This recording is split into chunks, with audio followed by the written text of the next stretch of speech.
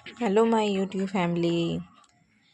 आज मैं लेके आई हूँ अपने घर के बच्चों के लिए संतरे से कप सिरप बनाने का तरीका, जो आप बहुत आसानी से बना सकते हैं घर में बैठे। और बच्चों के लिए